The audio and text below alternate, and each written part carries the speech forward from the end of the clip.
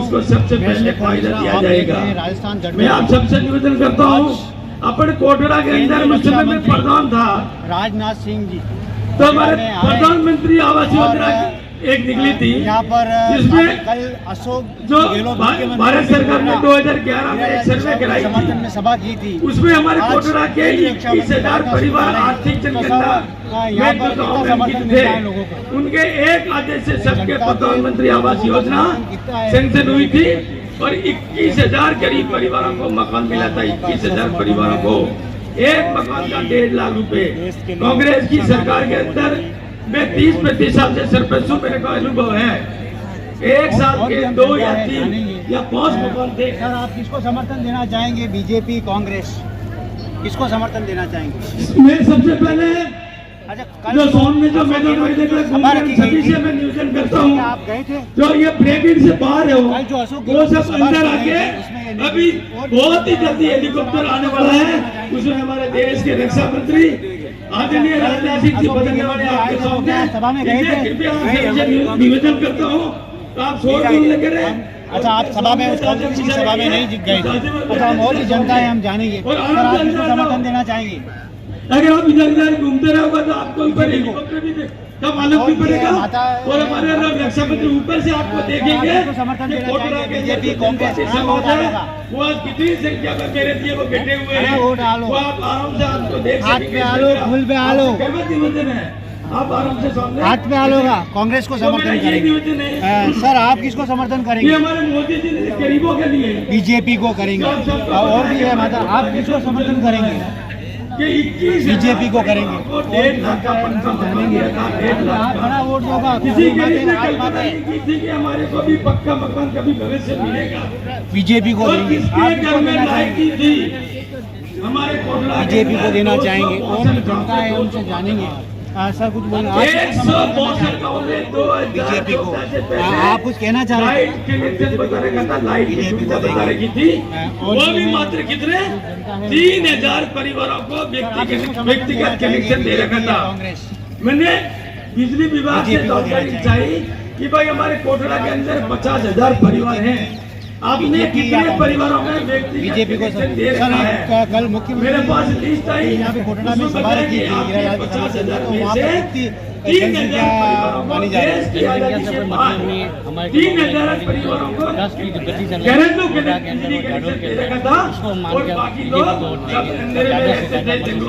से सर, जो ये गारंटी योजना चल रही है सरकार की, उसमें क्या मैंने इसी के माध्यम से मुद्दा उठाया। उस समय वसुंधरा सरकार थी, वसुंधरा मुख्यमंत्री थी और हमारे प्रधानमंत्री मोदी जी थी। मैंने कहा हमारे कोटड़ा जो क्षेत्र है, जो कांग्रेस है, कांग्रेस पार्टी है, वो जो साथ जो 50,000 कह रहे हैं, तो इसमें आप क्या कहना चाहेंगे? वो 7 गारंटी ऐसे पहले भी दे चुकी है और अब भी दे रही है। हम 7 गारंटी योजना हम मोदी जी की तरफ पिछली बार 5 गारंटी दी थी, उसमें कहा था कि ये दरअसल पे है या नहीं है? कुछ लुभावना था, सबके साथ भी हुआ, कुछ अच्छा, 12% ही काम किया जो पिछली गारंटी जो दी थी। अभी जो 7 जो गारंटी है, तो इसमें कोई बिक्री है क्या?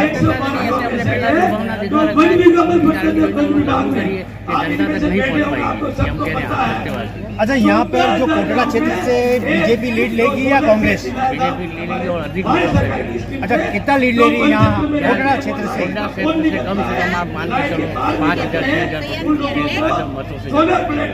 जो पिछली बार विधानसभा में देखा गया था तो 25,000 के संबंधित लीड ली थी। अभी अनेक पार्टियां होगी और कुछ भाई दबाव ने प्रॉब्लम से उनके साथ चले गए हैं, फिर भी हम कोशिश ये कर रहे हैं कि थोड़ा से हम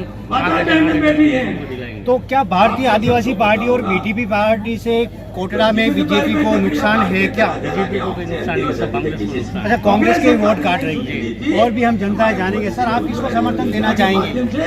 बीजेपी को। इससे पहले आपने किसको समर्थन दिया था? बीजेपी को दिया था। और भी युवा हैं, हम जानेंगे। सर, आप किसको समर्थन देना चाहेंगे, बीजेपी या कांग्रेस? इससे पहले आपने किसको समर्थन दिया था? बीजेपी को दिया था।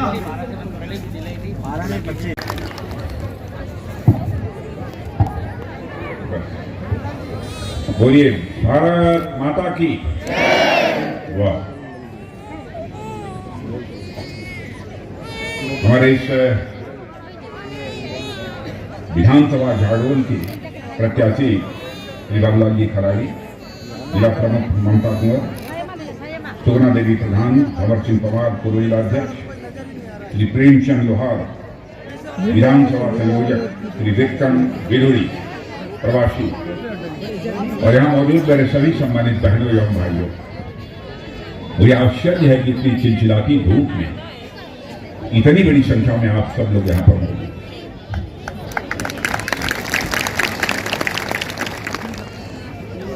और इससे साफ जाहिर होता है कि आप लोगों ने मन बना लिया है कि अब हम बाबूलाल खराड़ी को यहां से विजय दिलाकर ही जयपुर की विधानसभा में भेजेंगे।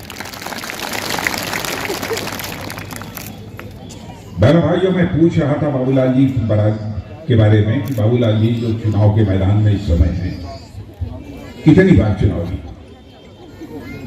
लोगों ने बताया कि बाबूलाल जी 3 बार चुनाव जीत चुके हैं और 3 बार विधायक रहने के बावजूद भी आज मिट्टी के घर में रहते हैं।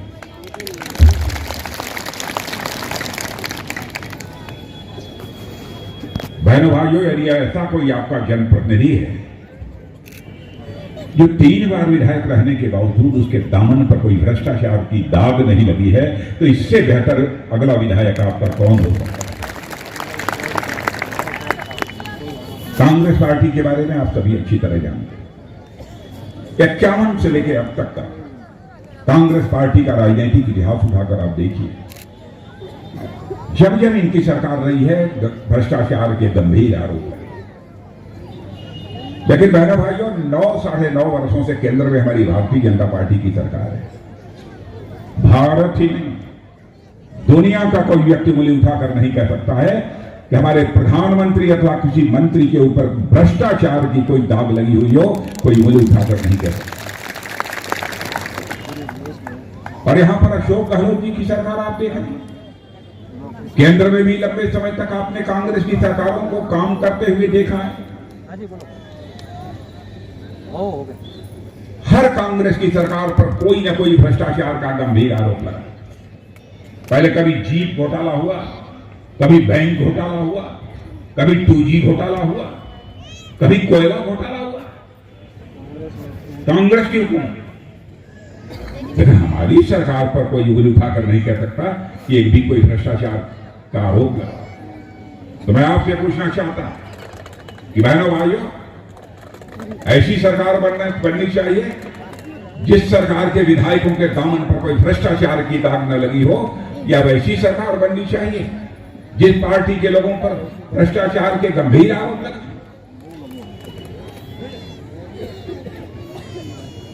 और बहनों भाइयों, इसीलिए मैं आप सबके बीच आया, और इस बार का चुनाव मैं समझता हूं किसी पार्टी का चुनाव नहीं है।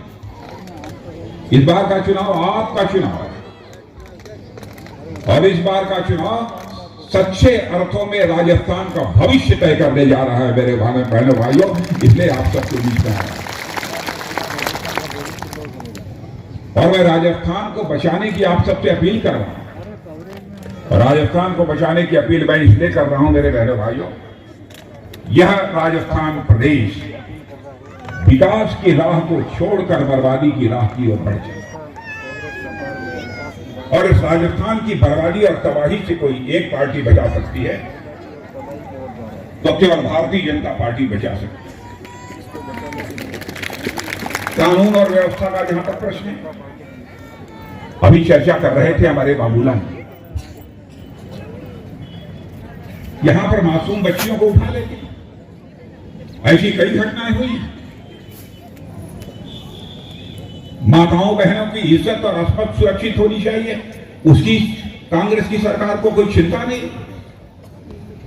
और मुझे तो यह बताया गया 2 लाख से अधिक ऐसे FIR दर्ज। क्या ऐसी हुकूमत को सत्ता में बने रहने का कोई नैतिक अधिकार है? और मैं आपको बतलाना चाहता हूं बहनों भाइयों, यहां पर भारतीय जनता पार्टी की सरकार आप बनाइए, यकीन आपको दिलाता हूं, कोई मां का लाला, यदि हमारी किसी बहन बेटी के ऊपर नजर उठाकर देखने की जरूरत करेगा, उसकी खाट खड़ी कर दी जाएगी। मेरे बहन भाइयों, खाट खड़ी कर दी जाएगी। यहां पर आए ही दिन कहीं न कहीं हत्या की, लूट की, तरह तरह की अपराध की घटनाएं होती रहती। मुझे बताया गया उदयपुर में कन्हैया लाल का गला काट लिया गया। क्या अपराध था कन्हैया लाल? भीलवाड़ा में तापड़िया के साथ, चित्तौड़गढ़ में रतन लाल सोनी के साथ, झालवाड़ में ये कृष्णा वाल्मीकि के साथ, अलवर में हरीश यादव के साथ, योगेश यादव के साथ, चिरंजीव लाल सैनी के साथ, योगेंद्र यादव खैरथल में, इनकी भी हत्या जिस प्रकार से हुई है मैंने बहनों भाइयों, मुझे लगता है कि राजस्थान की अब तक की जो सद्भाव वाली परंपरा रही है उसको कांग्रेस की सरकार ने पूरी तरह से तार तार कर दिया। राजस्थान को इस बड़े संकट से बचाने की जिम्मेदारी यदि किसी के ऊपर है मेरे बहनों भाइयों, तो वह आप सबके ऊपर। यहां पर भेदभाव करके संप्रदाय के आधार पर यहां की सरकार फैसले करती है।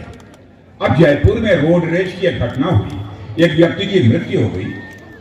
किसी व्यक्ति की मृत्यु होती है, चाहे वह किसी भी जाति का हो, किसी भी पंथ का हो, किसी भी संप्रदाय का हो, वह दुखद है। अब वहां के लोगों ने प्रदर्शन किया, आपने 50 लाख रुपया उस परिवार को दे दिया, नौकरी आपने दे दी, डेयरी बूथ आपने दे दिया। मैं उसकी आलोचना नहीं करता, आपने ठीक किया। लेकिन मैं आपसे पूछना चाहता हूं, जो हमारे तापड़िया मारे गए, हमारे वाल्मीकि मारे गए, जाटव, हम भाजपा प्रत्याशी बाबूलाल जी कराड़ी से बात करेंगे। आज जो केंद्रीय रक्षा मंत्री राजनाथ सिंह जी आए थे और आज का माहौल देखते हुए ऐसा लग रहा है कि कोटड़ा और झाबुआ विधानसभा की जनता ने आपको आज ही जिता दिया। इस संबंध में आप क्या कहना चाहेंगे? जनता का प्यार और आशीर्वाद है, निश्चित रूप से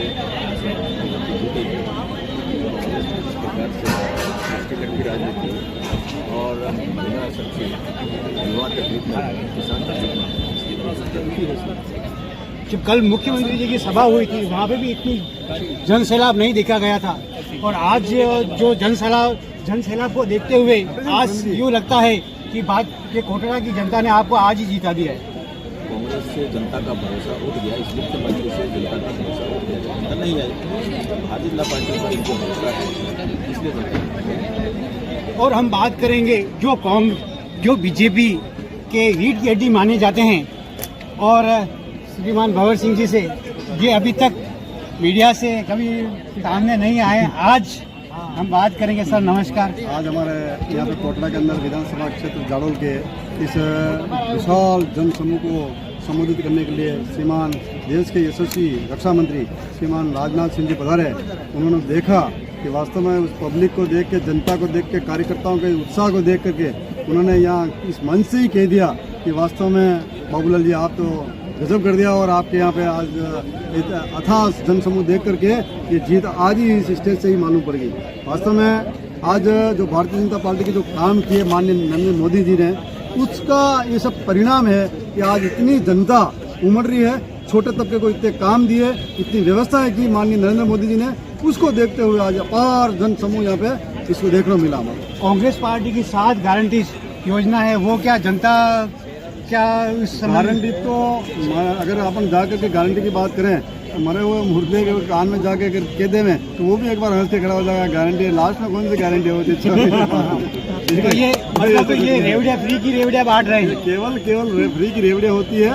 ये तो केवल एक प्रलोभन होते हैं जो लास्ट के 4.5 साल का अपन कुछ नहीं कर पाए हैं। और बीजेपी की जो थोड़ी बहुत नकल की है इन लोगों ने कि यार ऐसा काम अपन कर लेंगे। इन्होंने हजारों काम किए तो 2-3 काम इन्होंने भी थोड़ा सा एक उत्सुकता में घोषणा कर दी, भाई करना तो है ही नहीं इनको कोई काम।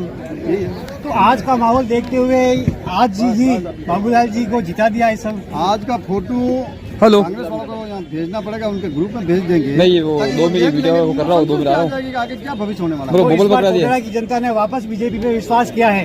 कोटड़ा की जनता तो आज अभी नहीं है, 25 साल के यहाँ पर लगातार कांग्रेस का कोई प्रधान नहीं बैठ पाया है। यहाँ पे भारतीय जनता पार्टी का प्रधान काम करता है और हमारे बाबूलाल जी आज कच्चे मकान के अंदर रहते हैं। इसी को देखते हुए आम कार्यकर्ता के मन में एक ठोस भावना होगी कि भारतीय जनता पार्टी के यहाँ पे कोई आदमी यहाँ पे काम नहीं कर सकता है। और यहाँ पे हमारे जो वनवासी कल्याण में ये परिषद है, इनका भी हमारे जो कार्यकर्ता यहाँ से निकले हैं वो इतने ठोस कार्यकर्ता हैं कि दुनिया में कोई भी कैसा भी प्रलोभन दे दे ये हिलने वाले नहीं है। जय भारत जय राजस्थान। करेंगे कोटड़ा प्रधान सुगना देवी जी से और जानेंगे। मैडम नमस्कार, आज जो जन सैलाब है देख कर क्या महसूस कर रहे हैं? देखिए, ये आज जो हमारे रक्षा मंत्री आए थे तो खूब भीड़ हुई थी। हमारे रेट तो 35,000 के ऊपर ही जाएगी, लेकिन पूर्ण बहुमत से हमारी भारतीय जनता पार्टी की सरकार बनेगी और जीतेगी। अच्छा मैडम, जो कल मुख्यमंत्री की जो सभा हुई थी वहाँ पर क्या इतनी तादाद की जन सैलाब था? कल जो सभा हुई थी मुख्यमंत्री की कांग्रेस पार्टी की, तो इतना कोई जन सैलाब था क्या? इतना तो कोई जन सैलाब नहीं था और निश्चित रूप से हमारे गोड्डा से पूर्ण बहुमत से ही सरकार बनेगी और सीट निकलेगी। हम बात करेंगे सोहनलाल जी परमार से जो कांग्रेस छोड़कर बीजेपी ज्वाइन की है। सर नमस्कार। सर, आप कांग्रेस पार्टी को छोड़कर बीजेपी क्यों ज्वाइन की? मैंने साहब मैं अभी 5 साल पहले कांग्रेस से जुड़ा था। मैं इससे पहले डॉक्टर किरोड़ीलाल मीणा का समर्थक रहा हूँ और अभी भी समर्थक ही था मैं, लेकिन कांग्रेस में रहने के बाद में मेरे को ऐसा लगा कि ये कांग्रेस पार्टी देश के लिए कोई काम नहीं कर रही है और इतना जो सम्मान मिलना चाहिए वो भी कांग्रेस पार्टी में नहीं मिलने के कारण मैंने आज हज़ारों के कार्यकर्ताओं के साथ बीजेपी ज्वाइनिंग की है और हमारे क्षेत्र में ओडा से अच्छे लीडरों के साथ में लीड के साथ में भारतीय जनता पार्टी जीतेगी। बाबूलाल खराड़ी स्पष्ट बहुमत से जीतेगा। तो सर, जो भारतीय आदिवासी पार्टी है वो बीजेपी, उस भारतीय आदिवासी पार्टी से बीजेपी को नुकसान है या कांग्रेस को? नहीं, इससे भारतीय आदिवासी पार्टी से यहाँ पे कोटड़ा में ना के बराबर है, लेकिन यहाँ पे जो कुछ कार्यकर्ता जुड़े हैं वो उनसे कांग्रेस को ही नुकसान है और कांग्रेस के कार्यकर्ता टूट के वो कहीं आदिवासी पार्टी और बीटीपी में जा रहे हैं। इससे भारतीय जनता पार्टी को कोई नुकसान नहीं हो रहा है। एक भी कार्यकर्ता भारतीय जनता पार्टी का नहीं टूट रहा है। तो आज तो जन सैलाब काफ़ी देखा गया था, मुख्यमंत्री की सभा थी उसमें भी नहीं देखा गया था, लेकिन आज तो जन सैलाब है, उसको देखते हुए कैसा महसूस कर रहे हैं? बहुत अच्छा महसूस कर रहे हैं और हमारे क्षेत्र से भी ऐसे अच्छे लोगों को लाए थे हम। मामेर क्षेत्र में कांग्रेस की अच्छी लीड मिलती थी, लेकिन अब की बार उधर से ना के बराबर कांग्रेस को वोट मिलेंगे और भारतीय जनता पार्टी को स्पष्ट बहुमत से मामेर क्षेत्र में अच्छा बहुमत मिलेगा भारतीय जनता पार्टी को। पूर्व सरपंच खाकर ग्राम पंचायत के पूर्व सरपंच धर्मेंद्र जी वडेरा, जिन्होंने कांग्रेस छोड़कर बीजेपी ज्वाइन की है। सर नमस्कार। सर, आपने कांग्रेस छोड़कर बीजेपी क्यों ज्वाइन की?